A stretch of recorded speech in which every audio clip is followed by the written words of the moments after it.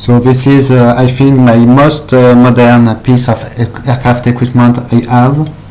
It was made in 2003. It is a small control panel with backlit buttons. They say entry lights, stair lights, SL lights, pylon lights, and battery in use. I think it is from a jet, business jet, for a Falcon business jet or something like this. You have one sub-D plug and the manufacturer information is onto the cable. It was made by Audio International, Industry Drive, North Little Rock, Arizona.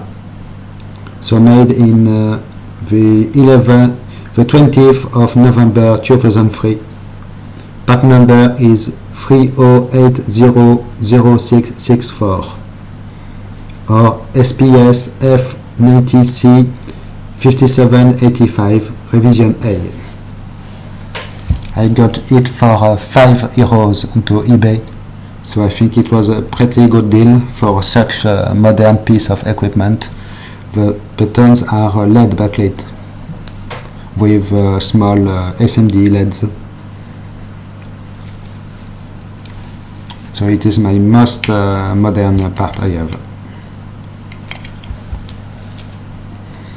I have not figured out how to connect it yet, but I will do it sometime.